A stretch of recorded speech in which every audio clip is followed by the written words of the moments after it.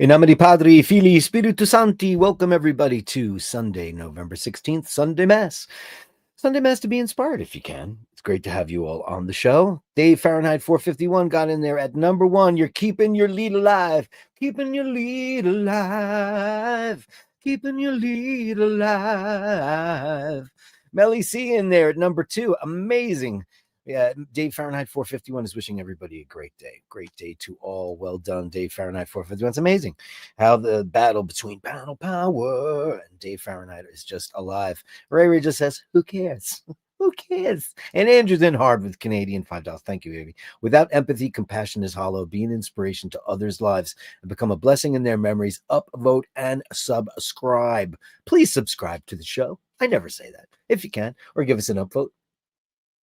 It's really, or the hype button, if you could do that. Thanks so much. Thanks to all the bashers for all you do. Here's a big bang boom for our very own Andrew Wolkowicz.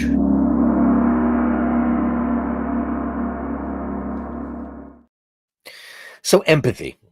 It's been kind of on the tip of my tongue for a while now because there's a couple of people who I've encountered in recent times that just don't have it.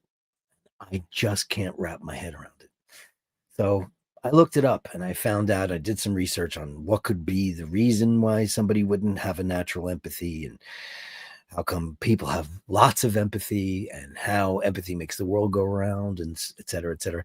I actually had somebody in our life that said, empathy, look it up. And this was a person that doesn't have it.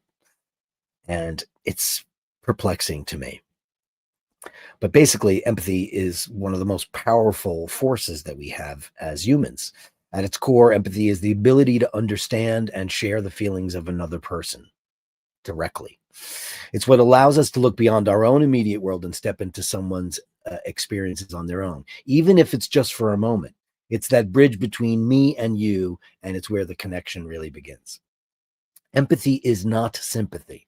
Sympathy says, I feel bad for you. Empathy says, I feel you, where they can actually feel you. And that difference is everything. Empathy asks us to imagine, to listen, to open ourselves to an emotion that isn't ours. It's an act of generosity, and sometimes it's an act of courage too. But the beautiful thing is that empathy is natural. It's wired into us from the beginning. Even infants show it. When a baby cries or another one cries too much, we all react to it. Our brains have what's called a mirror system, and I looked that up. And it's automatic, kind of like an automatic signal that tells us that we need to react to it and understand what someone else is experiencing.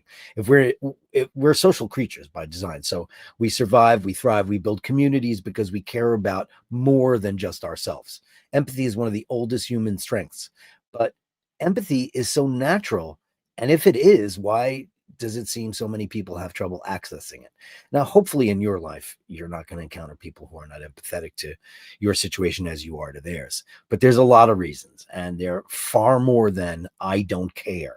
Sometimes a lack of empathy is a form of self-protection. People who've been hurt or betrayed or overwhelmed in life or may build walls around themselves because they don't want to let anybody else in, and maybe sharing theirs or accessing somebody else's feelings is dangerous to them.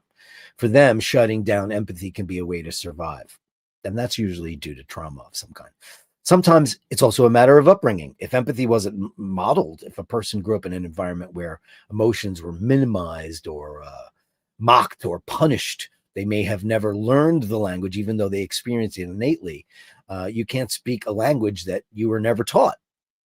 There's also, and this is really what it comes down to, neurological and psychological factors. Some people process emotions differently. Conditions such as autism or trauma-related disorders or certain personality structures that can shape how someone perceives and interacts with the emotions of others. It's not a moral failure. It's a difference in wiring. And in experience or in emotional development, that's key. And then sometimes, you know what I'm going to say, people lack empathy because they just have their head up their own ass. And that is usually due to something far deeper than that. And that is sociopathy. People with sociopathy, also called antisocial personality disorder. People have a profound deficit with empathy. It actually doesn't even exist. They can often understand what someone feels. That's called cognitive empathy. But many sociopaths are exceptionally good at manipulating that. They can read a room, detect weaknesses, interpret emotions, and even mimic care when it benefits them because they're, sociopaths. You get what I'm saying. It's not an excuse, it's an explanation. Research has shown that the differences in brain regions related to fear, bonding, and emotional regulation, the wiring is completely different. For some, trauma does play a role. For others, genetics or early development shapes that development. But the bottom line is a sociopath may understand your emotions, but they don't really share them because it's not important to them. That's why their harm can feel so cold and calculated and so confusing to the people on the receiving end. Because oftentimes what you get with sociopathy is narcissism, and that's different to a degree. Narcissists often have selective empathy. Most narcissists can feel empathy, but only when it does not threaten their self-image. They have fragile, fragile, fragile egos and a constant need for validation. When someone else's feelings challenge their superiority, control, or grandiosity, their empathy collapses. So a narcissist relationship with empathy is often filtered through self-interest. Does this make me look good? Does this affect the way I'm perceived? Does this serve my story about myself? If the answer is no, empathy gets shut off like a valve. And that's what happens with narcissists. It's not that the capacity isn't there. It's just that it's overridden by a psychological defense system designed to protect the inner self. And the lack of empathy is often a shield against shame, insecurity, and vulnerability.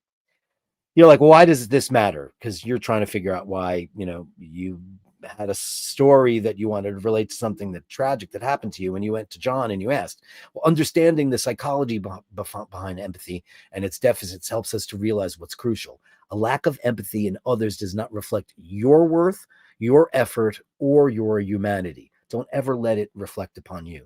People with sociopathic or narcissistic traits are often unable to meet emotional expectations, not because they're unlovable, but because their emotional systems are impaired. They're broken. They're bad machines. It's not their fault. It's just the way it came out. I'm not saying that you should embrace their narcissism or any of that stuff, but it also helps explain why interactions with these individuals can feel draining, invalidating, or surreal. You're playing an emotional rule game, and they're playing by psychological survival strategies. So at the end of the day, empathy is a natural wired thing that most of us luckily have. And we react to things in a natural way. You don't have to put on an act or act as if it's your job to care about somebody. But in understanding, there's one simple truth, and that's that empathy is strength. It's the ability to stay open when the world gives you reasons to close. It's a reminder that compassion is a connection and emotional presence. It's not a weakness. It's markers of depth and severe humanity. Empathy is natural. A lack of empathy is often a disorder. It's just a developmental problem, an identity problem, or an emotional deregulation. So knowing the differences helps us protect ourselves and understand others and choose relationships that nourish us rather than the ones that drain us. So that's, basically I was reading all about it because somebody, I just sometimes when people are not sympathetic or empathetic towards a particular person, it could be as simple as, smashing bugs or, rat traps or hunting or whatever it is. There are certain reasons why people do that. And that's my little soliloquy for today. I hope you meant something to you. Andrew Wolkovich says, congratulations to Dave Fahrenheit 451. Congratulations to you, dear one. And how are you? Crew replaced my lambs with kittens. This is my front garden, after all, says Ray Ray. And thank you, Ray Ray, for coming up with their names at the last minute. Guys, the calendar went to press. As far as the pictures go, and I'm hoping that everybody who wanted to send pictures in got them in on time. It's only because for the Christmas season and getting ready for the calendar. Not that I'm not being empathetic. I am. I don't know if there's any more wiggle room for the calendar pets. I'm talking to you, Jewel. I'll see what I can do, if it's at all possible. But yeah, I know. I want them all on there. And we did. I begged, I barged. I was like, please, please, please, please, please get your pets in here. It's so important. We'll see what we can do. But thanks for that.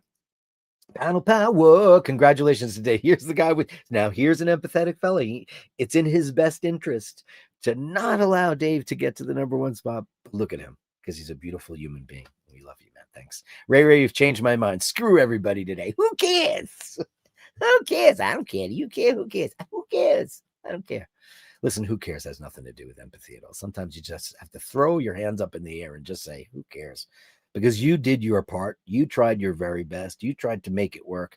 Sometimes you just have to throw people out on their arse because they just don't get it. I recently had a conversation that went on forever. And I was trying to make this person understand how their words and actions affected others. And they just didn't get it. They just didn't get it. And I realized they will never get it. And that's why this week I wanted to talk about that. And this was a person that said, empathy, look it up. And I just went, wow, you have absolutely no idea what that word means. No idea whatsoever. You think you do because you think you're a master manipulator. And anyway, it was disheartening. It really was. Try to figure out a way to get through to somebody's core humanity to just make them understand that's not what you think you put out there did not have the effect that you, or maybe it did, but you never corner a narcissist, never corner a sociopath, because when you do that, that's when the weapons come out and it gets really, really ugly because they are incapable of understanding their faults. And if they are ever called out on their faults, they will probably use every amount of ammunition against you. And listen, it's your choice at the end of the day, depending on the level of narcissism and sociopathy that they have in your life. But we've all had them in our lives. And listen, sometimes you just can't pick the people that are in your life and the people that you love. And they're always like the old adage, like, oh my God, my son, he killed all those kids, but he's a good boy. Because you love that person and it's your flesh and blood or whatever your relationship is. And you just can't get it in your head. Now, she's got empathy, but he didn't because he killed people. It's a crazy thing. It's a crazy thing. Sunday Mass is so cheery, isn't it? Renaissance is here. Hope for the best, expect the worst. Life is a play. We're unrehearsed. There's nothing worse than being unrehearsed. There's nothing worse. That's why I hate impromptu performances. I have cured myself of jealousy. I was a more jealous person when I was younger, not in a drastic way, but like I was always a little bit jealous of people who can just get up there and give a song at a dinner party or whatever. And me, I'm always like, I need lots of rehearsal. I want to make sure nothing goes wrong. And that's something wrong with me. Some people just want to hear you give them a tune. And they don't give a shit if it's perfect or not. They don't.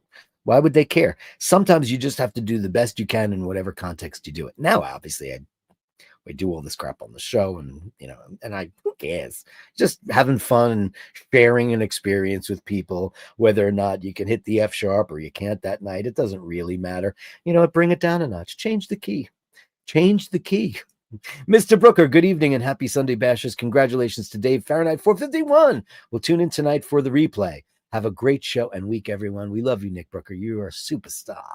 Upvoted number 6. Renaissance says, have you ever noticed how quiet you get when you go into the woods? It's almost like you know that God is there. Look at that. I don't know how to type across on a keyboard. Huh. How interesting. How interesting. I'm like bad with when I write emails and stuff, I punctuate, but I often forget about certain apostrophes or, things like that. Fadas, things like that. You have to figure out how those keyboards work.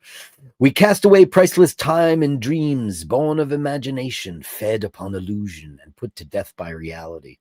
That's a fact, my friend. The life of the artist. It's not an easy one. If I don't have children, but if I did, I would certainly encourage the arts, but I don't know if I would encourage the pursuing of that as a career.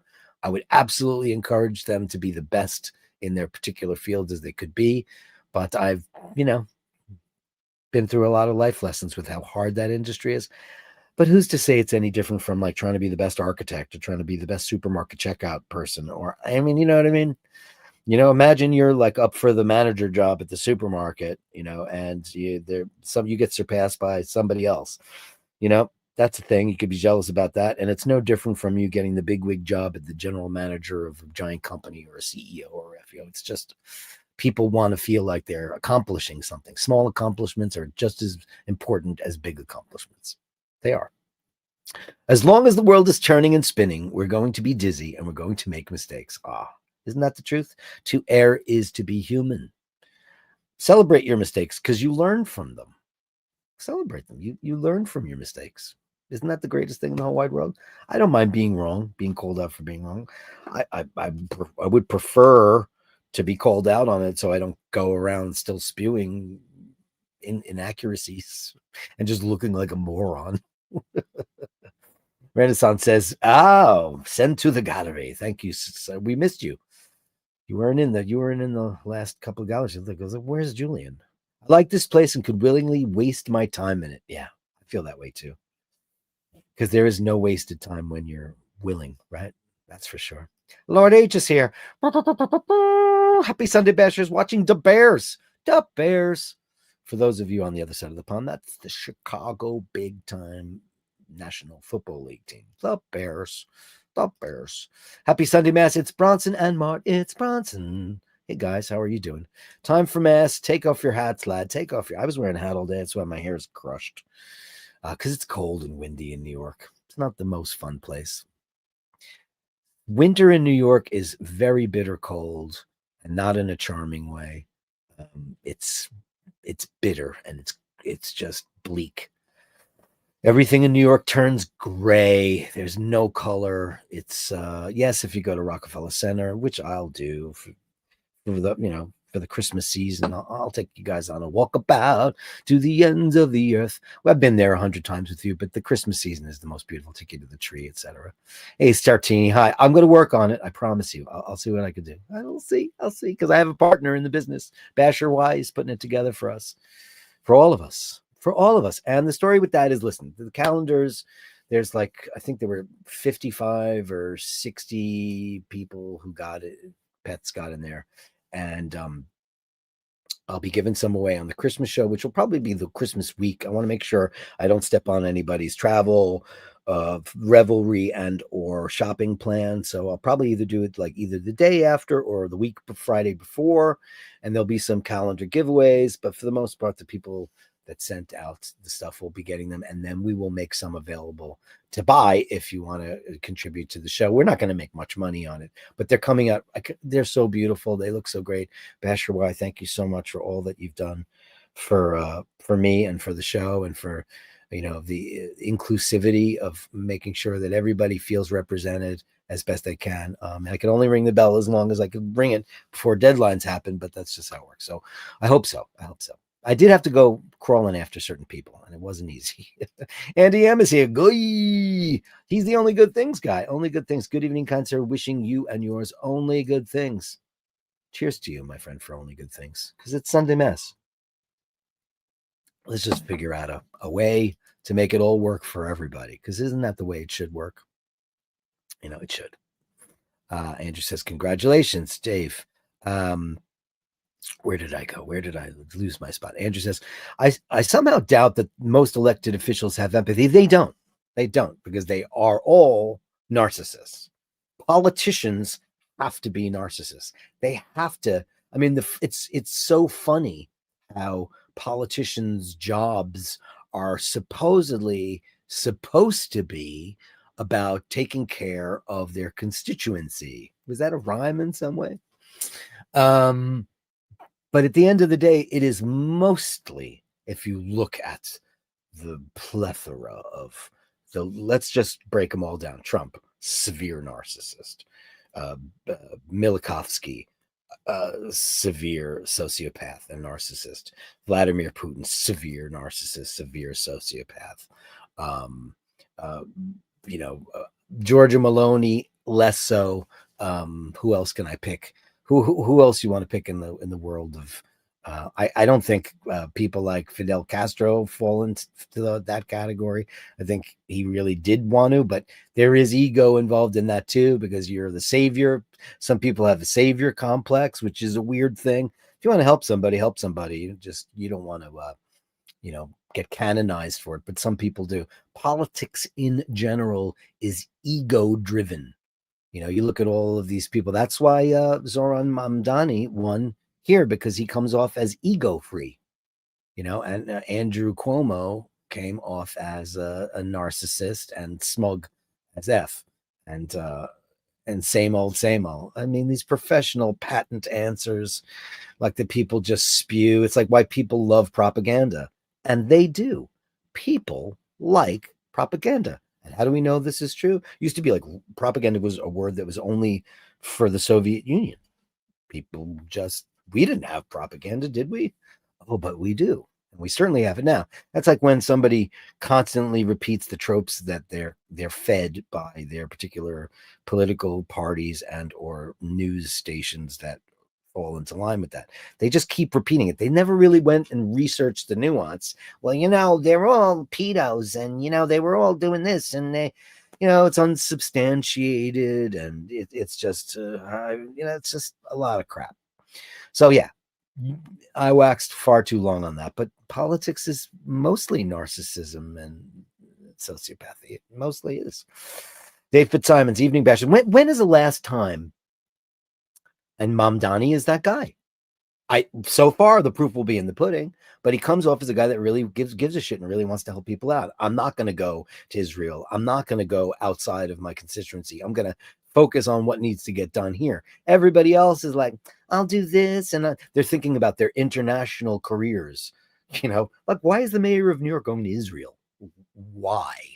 Why are you going anywhere? Fix the subway, fix the buses, fix the infrastructure, fix the cost of living, fix the inordinate amount of lack of housing, fix all the things that make a city great.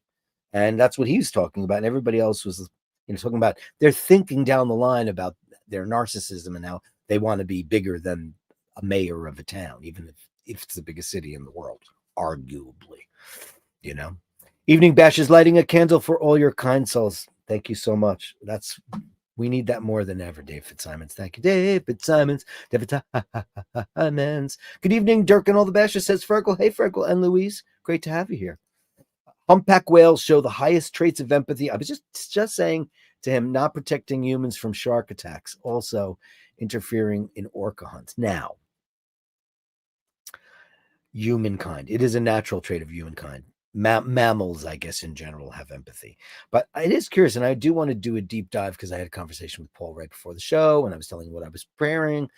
And I'm curious about cold-blooded animals. Like, the term cold-blooded generally refers to someone or something that does not feel, cannot feel. It murdered in cold blood, because you don't care. But is that true? Do cold-blooded fish not care about their young? I need more information on that. I need to get educated on that, so I'm not going to say it. Hey, my mom and I are watching. Oh, hi guys. You're very empathetic people. We'll do what we can. Jameson's, hey Jamo, great to have you. It's okay. I'll see what I can do. I'll see what I can do. That's my niece. Christmas pet cards, cats, dogs, and a donkey under the tree. I don't think of anything that could be better than that. Do you? I don't think so. Listen, whenever I meet people who say that they don't like animals, I take a big step backwards and I go, oh, or listen, I understand why some people don't like cats, because cats are crafty and, they operate to you. Everybody's used to the way a dog is like, I love you, wag the tail. They just show their affection and their subservience, I guess. Cats don't do that shit. The cats are like, you're my, it's an equal relationship. There's no master there. Like when people say I own an animal, that kind of bothers me too. I own, like it's a plate or a dish or a vase or a watch or any of that stuff. I don't like that term. Owning living creatures to me is some kind of slavery. They're your slave for affection or whatever. Cats do what cats want to do, and they show you things in ways. If you're not a cat person, and I wasn't, because I was allergic and asthmatic most of my life, and then luckily for me, I found Glaucus, who's in the calendar.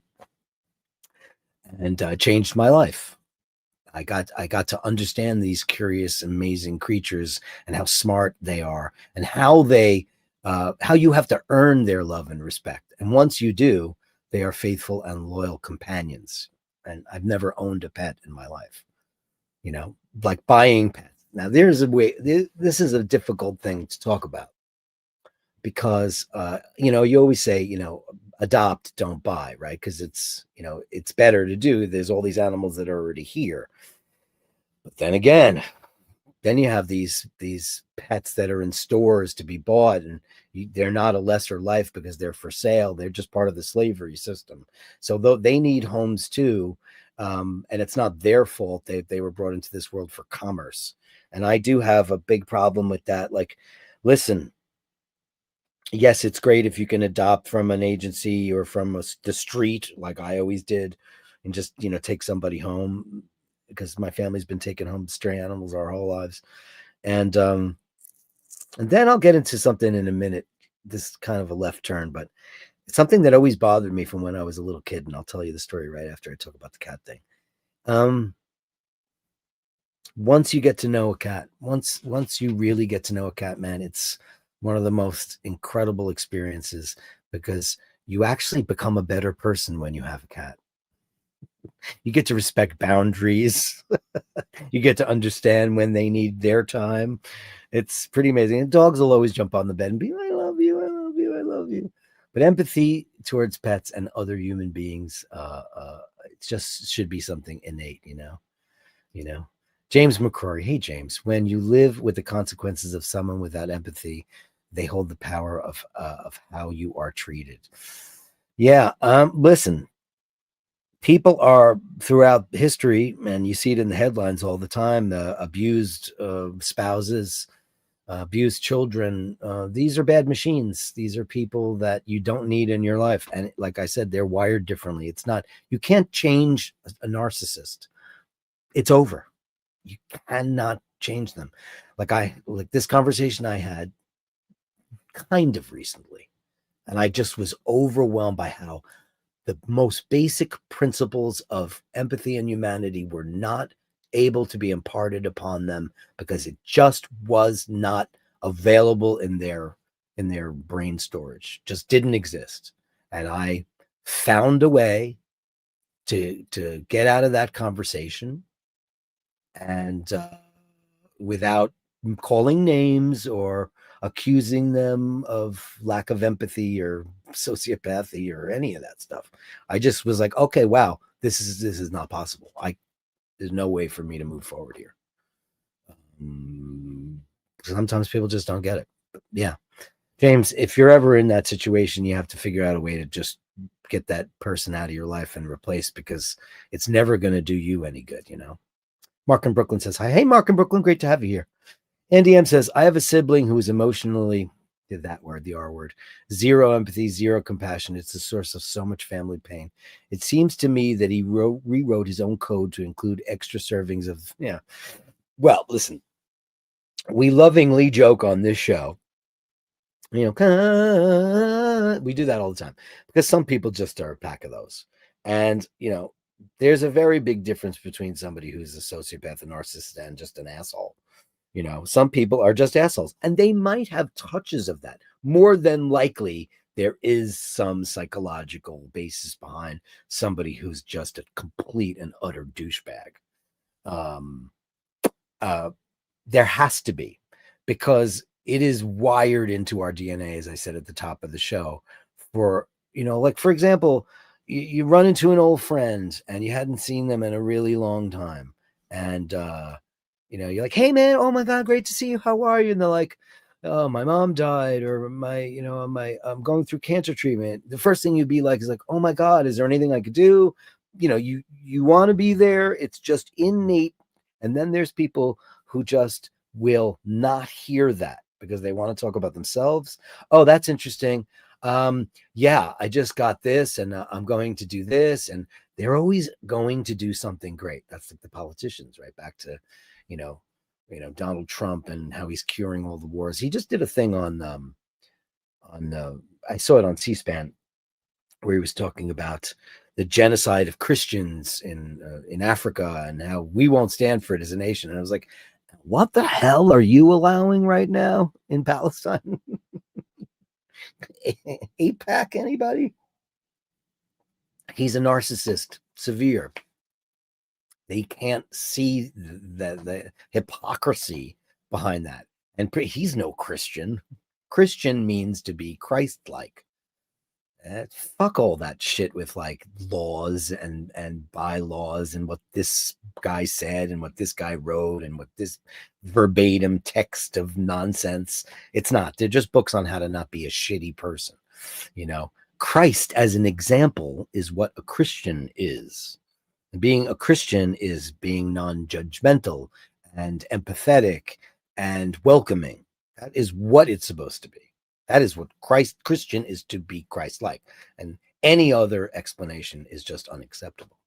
You know, people who are like, well, it was all manipulated by other people to make them make you do what they want. It's nonsense. We were just talking the other day about, like, I don't give a shit what religion people are. As long as you're not a dick, I don't care. I couldn't care less about, it's, listen, throughout time, right now, it's mostly Muslims that get the short end of the stick. At one time it was the Crusades. Look at the Coptic Christians and the crap that they go through. Throughout time, most religions have been, like most nationalities, most ethnicities. I just found out from a conversation on the phone today that certain parts of Japan have UV in their umbrellas because the last thing they want in the world is to be able to get a tan, because it is far more acceptable to be pale skinned in that culture than it is to have darker skin, because it's kind of racist. Didn't know that. I'm so curious about reading about it, about this particular part of Japan that DNA wise, they have a slightly different ethnicity, and those people are looked down upon. I didn't know anything about it. I love learning new things. And why is that, when we mostly started out that way? And then the lack of melanin happened later. It's just so funny to me. So bizarre how it all works. So yeah, absolutely 100%. So yeah. Mark in Brooklyn, super sticker. Thanks, Mark in Brooklyn. $4. Let's give you a big bang boom. Thank you so much. Let's give you the kazoos.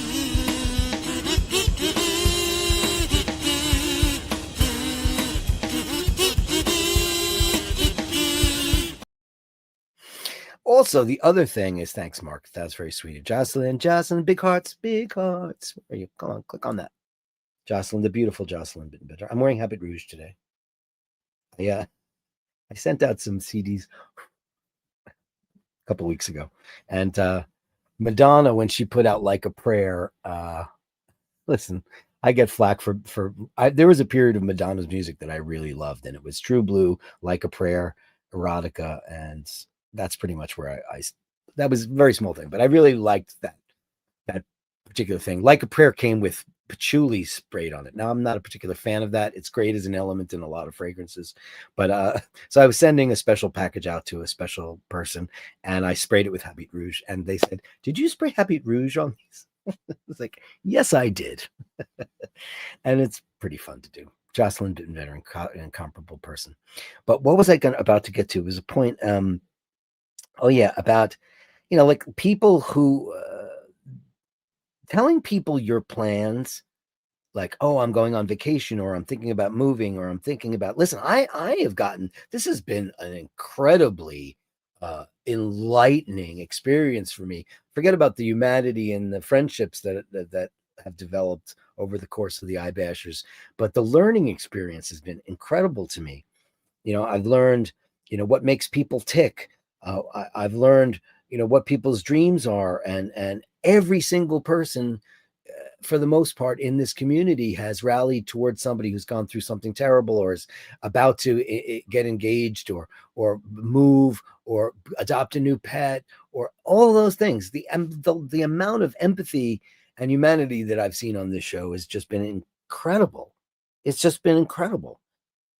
So, I mean, it's been like I said, sometimes, after, whatever I went through or was going through, it doesn't matter. You see you get to see that humanity is still one of the most incredible components of being alive.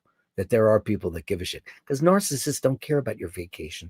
They don't care about your operation. They don't, you know what they want to say? Oh man, I got my hip and then I went to the doctor, and then they'll give you a whole blow by blow lowdown on every fucking napkin that they picked up or door that they opened, as if you like, why are you supposed to give a shit about that? No, you care about what's making them tick, their health, their family, their pets, all the important things. But a narcissist won't even hear that, you said, oh man, I got to go back to the doctor because they found something and they're going to take a look at it. And then they'll give you a whole, I'm sure you've all experienced this. And I'm sure Andy M says he has the R word. I mean, listen, that word, it's a bad word now, but we all understand what it means. Having one of those, we had somebody enter our family unit who was that. And we were all gobsmacked by it. This was a person that entered through marriage, not by blood. And none of it didn't compute to any of us. It just didn't make any sense the way they wouldn't hear anything you felt or you were trying to get across, only their directives. It's nuts, man. It's nuts. Hey, Charles Thompson, beautiful. Thank you so much for the other day. Hey, Dirk and my fellow bashers. Hey, Charles, great to have you on the show. Thank you so much. Thank you for everything you do, too. And cat people, I found him in the trash and he followed me home. We'll always be together. Show dog people. We checked his bloodlines and took out a loan for him. Yeah. Yeah, people who want to make profit off of life, that makes me insane. But, I'm an extreme person, that I don't wear leather and I don't eat animals. And, I'm the, but I don't judge people that do either, because I understand everybody does their part in their own way. I don't work with children. I don't work in a cancer ward. I'm not a nurse or a doctor. I'm not a hero in any way, shape, or form. I care about the cats, care about the dogs, but at the end of the day, like, I have the situation in my neighborhood now where everybody's got an AKC, American Kennel Club pedigree dog. And it's just kind of an endemic thing where I don't understand, like, everybody's some kind of like picture postcard dog. And it's just a cultural shift away from people who love animals and want to show them off like Fendi bags. And it's just very disturbing to me. And it's something that I've, talked about briefly with other people, and everybody else has slightly got to. And then some people said, I didn't even notice it. Then a week later, somebody said, oh my God, you're so right about that. What is that all about? And it's very specific breeds too. It's really, really weird. I don't know. Jocelyn says, there are people who are akin to misfiring machines. You can waste a lot of time trying to fix them. That's correct. Or just admit misfiring machines and remove it from production. End of conversation. You nailed it on the head. That's very true. You can admit misfiring machine and remove it from production, your life, and get one that works. Right. If you buy something and it doesn't work, you get rid of it. Listen, that machine's not going to cause you anywhere near as much harm as the sociopath or the narcissist. It's just, and vanity is part of that. And we all have some modicum of vanity in our lives, and it's harmless. You want to look your best, you want to feel your best, but the severe end of that, the narcissism end of that, is crazy. And Andrew says 100%. You're 100%. That's the quote of the century. Absolutely 100%, says Charles Thompson. Correct. Rufus. Hi, dear Rufus. Yes, I am now having a constant give and take with Odin. He's picked a favorite spot to sit. Let's talk about Odin. Favorite spot to sit, and happens to be my seat. I find myself standing while he comfortably stares at me while I stare back, and it's worth every moment. Hey, he's got to acclimate himself to your world. He got plucked him out of obscurity, and he's going to be the king of your world now. And isn't that great? And he's going to be an indoor kitty cat too. So that's just great. Everybody's happy for you. He knows what he's doing. I'm standing right now. Why not? Hey, let's talk about fragrance. I'm wearing Soy Malaquais. I don't know how to say this right, so I'm going to buy G's Van Noten today. A cozy, relaxing, lovely fallish scent. Soy malaque. Malaque. I don't know. I've never smelled that. Is it feminine, masculine, or unisex? I'll go Google that in a minute because I'd love to know what that's about. Actually, let me Google it right now. Soy.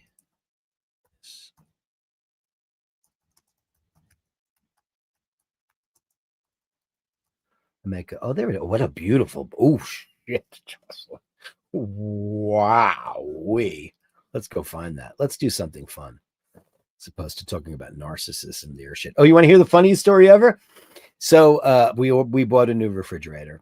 I bought a crappy. We bought the cheapest one ever because our intentions are elsewhere. I don't need the refrigerator of my dreams right now. I just need an ice box. So we ordered it, and I used whatever food needed to be used, and I put a bunch of stuff down in Rose's refrigerator and freezer, and it leaked, and then it turned itself back on.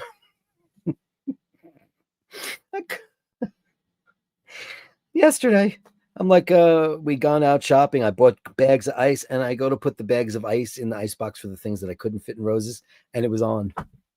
Doesn't matter. It's still a bad machine, and it's still going. Let's share the screen. Where is it? Chrome tab. Yes. Oh, there it is. Fragrant Trees Fountain. I've always seen this brand in stores, and I've never really checked it out, but I've seen it in all the better stores.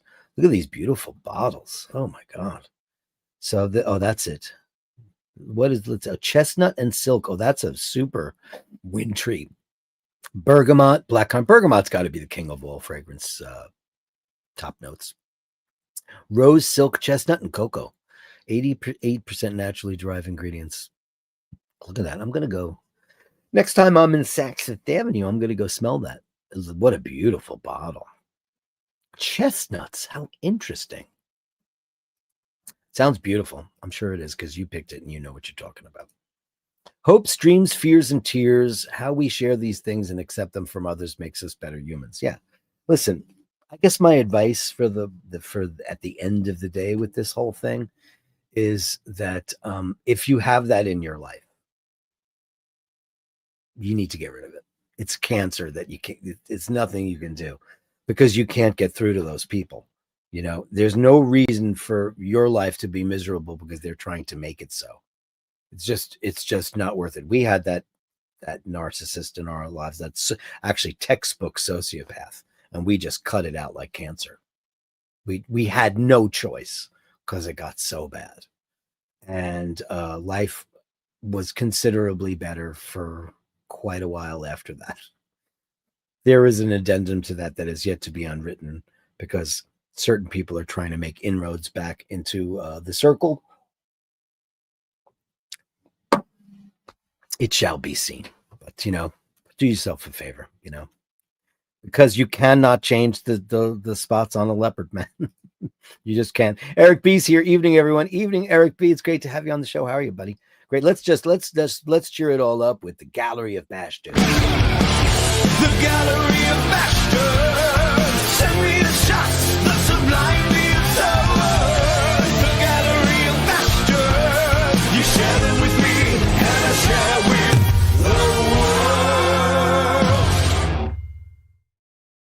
the world. Martin Brown. Oh, it's a video. Okay. Hey, look at that. Let me download it for your pleasures.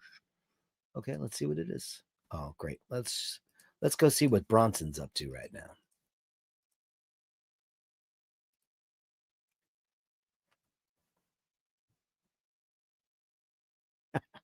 He's playing football. That was brilliant. Let's play it again because it was short.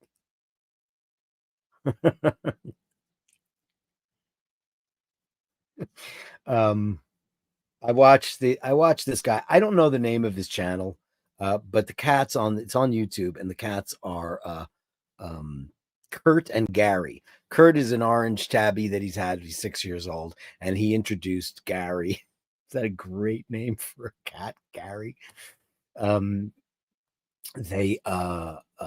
They introduced this kitten, and his whole show, it's a huge thing. He's got millions and millions and millions and millions of subscribers and videos, but it's just the cutest things. He's been doing things like, here's a wine cork, here's a roll of tape.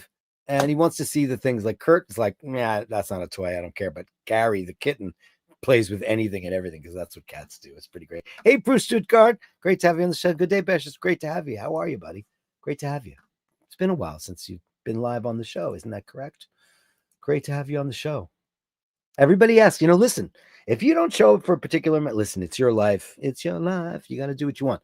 I understand that it's hard for everybody to tune in when they can, but you wouldn't believe when somebody doesn't show up every once in a while, the amount of emails that I get. People going, oh my God, I haven't seen blah, blah, blah. Where are they? And I generally do reach out to people I haven't seen in a while. We lost some people along the way, and that happens. Mr. Brooker. Some really great diving shots from our very own Nick Brooker. It's so great to have a Nick back in the brood, because you remember we lost Nick Sisto due to political mumbo jumbo. Oh well, sucks. He's a great basher. Oh, Tilly. That looks. I want to take a nap in there. That looks just fantastic. Can I have a nap in that? Oh yeah, look at that. It's CWC. Look at that. By the way, a dive watch for an actual diver, because you know what? He's a real ass diver. This guy's the real deal. We watched it live. We've seen the video. Ooh, that NATO is sex on a stick. Oh, I love that NATO. Do me a favor, Mr. Brooker. Can you tell me who makes that one? I would love to include that for any of the Christmas show giveaways. Because, we love to do straps on the show. Oh, man. Hitesh, if you're watching the show, I got to put in the soap order. I need to put it in like pronto tanto. I got all the addresses finally. That's what I was waiting on. So let's do that. I owe people soap. I owe people soap. Oh, and his tutor, very nice. His Pelagos. I saw a watch guy on TV call it a Pelagos. I know potato, tomato. I understand all that. But like Asheen and I were saying the other day, I forget what word it was that Asheen said funny, or he said I said it funny. And I was like, well, it's across the pond shit, I was like, you were forced to speak that language. But I wasn't quite sure what it was, but he said Pelagos. Beautiful stuff, Mr. Brooker. I call it a Pelagos. Does anybody call it that? Anybody else call it a Pelagos? Pelagos. It's interesting. Like how many people get so many watch, like you all know that the Patek Philippe thing drives me crazy when guys call it Patek, because they're usually brotards. And whenever I see the guys like, yeah, this is my 5711, this is my Patek. Oh God. Drives me bananas. Mr. Brooker, hey, it is our very own in residence artist. It is the incomparable Julian. Julian, you're never going to answer me on this, right? Spring 2026. It'll be on the calendar. Why can't we have a gallery show of your work so everyone can come to London town? Do I have to beg? I'm begging. Begging. Pelagos is cracking. Dirk, you say it correctly. Thanks, Andy M. I don't know, do I? Hey, Blinky. Great to have you in the show. Look at this beautiful piece of work from the incomparable Julian. Gorgeous. Wow. That is, it looks like it's a door, but I can't quite tell because Julian's work is so mysterious. All done in the lens. Remember that. He does not photographically manipulate. He does not Photoshop his stuff. It's just his process, or his process, as you say, on the other side of the pond. I am. Is he rebel streaming me right now? Oh boy. Beautiful.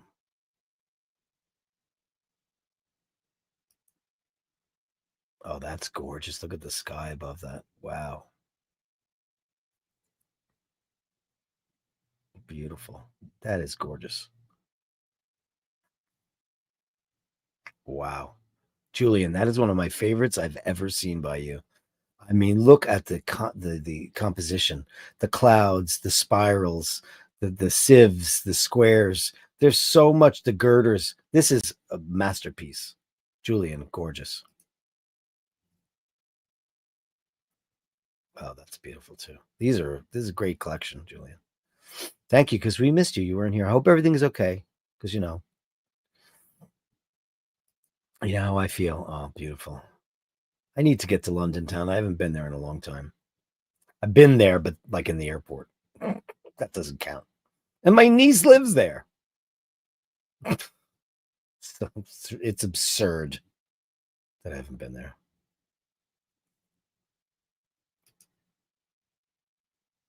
Oh my God, these are gorgeous, Julian. Really beautiful. Look at that light. Julian, you're a genius. You really are. Oh. I always lament about the destruction of Pennsylvania Railroad Station here in New York. It was the most beautiful building, and because of its destruction, we now have a landmarks commission, which we never did.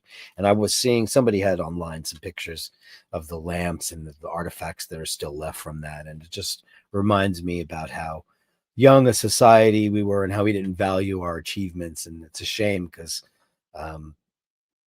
how in the world, and they knocked it down and they built the atrocity that is Madison Square Garden. It's a famous arena, but it's a garbage building. Wow. Oh, look at this guy. I'm telling you, this is more of that hypnosis look from the 70s. Beautiful stuff, man. Julian. Oh, look at this. Absolutely astonishing. Ladies and gentlemen, the incomparable work of Julian. Thank you so much. That's the one. Oof, beautiful. Julian, you are a maestro. Thank you, kind sir.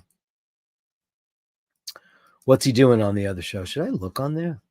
I shouldn't care. Who cares, right? Let's say YouTube. I'm on every day, to be fair. What can you do? YouTube. Just see what he's doing. Oh, he's doing is he doing a live from what he's doing is a live? What is he doing? Or is he sitting at Piazza? Oh, okay, very cool. It's got 243 people watching. Well, hello. Thanks so much, Julian. Now we got Eminem Madness, Mark and Mindy Madness, Mark and Mindy Madness. Yeah, yeah, yeah, yeah, yeah. It's Mark. Superstar Mark for president, as everybody knows. Everybody knows. Mark just, his fan club has gotten so tremendous, unbelievable. We love you, Mark. He's such a big, fluffy gray boy. Look at that. Look at this handsome boy. Carolyn Martin, I gotta send out a posse looking for you. Where are you right now? I called you twice. Where are Hey, beautiful. Oh, look at him. Oh my God. You're so beautiful. The pensive, that's Kitty by the fire. It's the incomparable Mindy. Hi, beautiful lady. Don't hate her because she's beautiful with her perfect markings. She looks just like Sylvester, just like Mike Glaucus did. Glaucus made the calendar. Of course, she did too. Look at that. I love the look of surprise, the alertness. He's so beautiful. Yeah, it's Mark. So pensive, lady. She loves her heat, though. Oh, these are so cute. Carolyn, if you're watching, I mean, my God, could he be prettier? Oh, stay away from that flame. I mean, they're not stupid enough. The cats are very smart creatures. Very, very smart creatures. Look at him. He's filled out so beautifully. His face. Oh, he's getting sleepy now. You are getting very, very sleepy. Oh. Oh. He's got like big owl eyes. Do you ever notice that? They're like big owl eyes.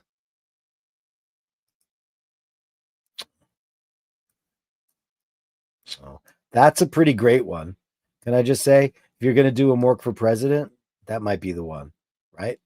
Isn't that great? Because he looks like, I'm looking at my constituency and I'm not, well, cats are probably a little bit narcissist. Maybe a little bit. Eminem Madness, Morgan Mindy Madness. And walking into madness. Yeah, yeah, yeah, yeah, yeah. Look at that beautiful boy. Thank you guys. And we've seen all the pictures. So this is from my niece. Oh, how cute is that? Oh my god, taco and vanilla from my niece Jewel. Oh my god, how cute is that? I don't know of these creatures that you have here. Taco and vanilla. Oh, they're so cute. Oh, in a Dunkin' Donuts K-cup box. Still drinking that Keurig stuff. Gotta get an espresso. It's better. Oh man, how cute are you? I'll see what I can do. I will talk to Basher Y, see if there's any possibility of any of that. But thank you for sending that in. Mr. Bell, dress watch. My only 52 millimeter. Well, you got the biggest hands in the whole wide world. This guy's like a hand model. It's just literally like, when you're an artist, and while I'm not an artist in the graphic way, I live with a painter, and we talk about hands and how important, because the eyes and the hands are generally the first things that people notice on a person. And you got some pretty amazing hands. That watch is mental. Holy crap. 52. Look at it. Look at it, because his wrist is gigantic. Wow. My father-in-law's got a bigger. I got to take a picture of his wrist. So annoying that I don't have one. He's a huge watch guy. Huge watch guy. Man, this thing is amazing. I've always loved the Emergency. I've always loved it. I love Breitling. I think it's a good listen. We did a whole thing. You know what I'm going to do? I'm going to go visit Breitling. Why shouldn't I do that? Why don't I go? I'll go to Breitling. We went, me and Easy went, but we weren't on camera. Easy, you want to go back to Breitling and I'll film the whole thing? Let's do it. They need a leg up. Is that it? Is that all you got? Oh man, it's just one picture. I want more, Mr. Bell. We've got the incomparable Andrew and his beautiful kids. Thank you so much. Oh, hello, senor. Look at you. Blinky, could you wear an Emergency? It's a big watch. I mean, that's a big watch. Your wrist looks just like mine. I'm 7.25. We actually have very similar looking wrists. I mean, I put on, what did I put on? I tried on James M's 10-day, and that's about as big as I can go, I think. Oh, you had a marathon. Wow. I'm funny about like watches that look too big, I'm wearing the Millie today. Because I haven't worn it in a while. And that's 40 millimeters, and that's right up right where it should be. Look at you, you beautiful boy, beautiful boy. He's so pretty. Heavily featured in the calendar, of course. Senor, oh no. Andrew with the oldest cats, his Guinness Book record. Did you call Guinness? I don't know how old cats get, but you have some of them. That senor has a nest blanket. Oh, this is so cute. If you're a cat person, you know all about it. Oh my god, how cute is that? So cute. Cats will find any place to get comfortable, and it's usually something that you hadn't planned. Usually, more than usually. Sunga Treasure. Hey, wrist shot from. Yeah, I'm telling you, you have a very similar wrist to me. Look at that. That is very cool, citizen. Your wrist might be bigger than mine, actually. Yeah, I think it might be. That's mine. Looks very similar. Like, I guess we just have similar arm hair and skin color. But even that's like identical, man. Even like my wrist crease is identical to yours. Isn't that crazy? Very similar. We're brothers. We must be. I mean, I think you have a bigger wrist than me. I think yeah, I can. What size is that watch? What size is that watch, Blink? Let me know. It's beautiful stuff. Guys, that's the Gallery of Bashtards. Let me just make sure that I didn't miss anybody in the. I have to do this every show now. Go to spam and make sure.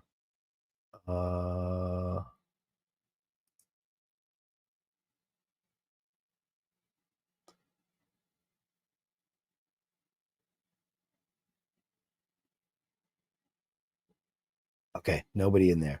Great. Great. Terrific. Great. That's a Gallery of Bashtards. Want to make sure. That's a 37 millimeter watch. Yeah, my wrist is 7.25 also. Blank. Wow, that's great. The Gallery of Bashtards, guys. Thanks so much. The Gallery of Bashtards. Send me the shots, the sublime the absurd. The Gallery of Bashtards. You share them with me, and I share with the world. Late entry, but I'm so glad you did. So, James, beautiful, our adorable Gus, whom we love. In the picture that's in the calendar, there's a picture of Gus and one of his pups, but we don't have the name of that pup. What is the name of that puppy? Gus and his pup. Could you please provide that name if you wouldn't mind? I'd be so grateful, because Basher Y and I were working on the calendar, and we want to make sure we had everybody's name. So is there any possibility at all you could please tell us? There's the beautiful, beautiful, beautiful Gus. Who's the name of the pup? Yeah. And that was really like the only mystery that was left on the calendar. And I think I could fix that. I don't know if it's too late, because it said Gus and pup. So James, could you please, I'm going to rewrite Gmail. What's his pups? I'm assuming you're here live, right? His pups, right? What is pup's name? Yeah. Oh, pup's name is Winnie. Oh, she went to a great family. Oh, okay. Okay. It's Winnie. That's good to know. I'm so grateful. Okay. Winnie, thanks so much, James. Thank you. And sorry for dragging you out of the shadows. The shadows. Pup's name is Winnie. She went to a great family. We know. Okay, great. So that was what that was all about. Beautiful, beautiful, beautiful. Guys, thanks so much. What a great show, Sunday Mass. Guys, at the end of the day, remember that empathy is something that you just have. And if I know you all have it, because you're all here, and that's what we all do here. We're empathetic towards the fellow bashers, humankind, cat, feline kind, canine kind, and everything in between. But my advice for you is, like the beautiful Jocelyn Bittenbender mentioned, if you have somebody in your life who's creating a lot of havoc because of their sociopathy or their narcissism, it's a disorder that you cannot cure. They go through therapy. It can't be fixed. It really, really can't be fixed. And you've tried. And you've tried. We've all tried so hard. So just remember that, your life is, and your family and the people and the animals and the creatures and the things that you love are important. Don't let anybody sideline you. Remember, it's a natural thing. And if people don't have it, then you have to be very careful about how you let them access your life. Roar of the Tiger. Hello, baby. Great to see you. Roar of the Tiger. It's the thrill of the fight. Great to have you here. Thanks, guys, so much. What else can I say but go in peace to love and serve the Bash? I'll be back on Tuesday for Speedy Tuesday. And big kisses, big hearts to you all. Thank you so much for this incredible Sunday Mass. Remember that empathy, it's not something you control. Empathy is everything, and it's everywhere. You love and you are loved in return. Remember, I'll just quote the Wizard of Oz. It matters not how much you were loved, but how much you were loved in return. So go in peace to love and serve the Bash. Thanks.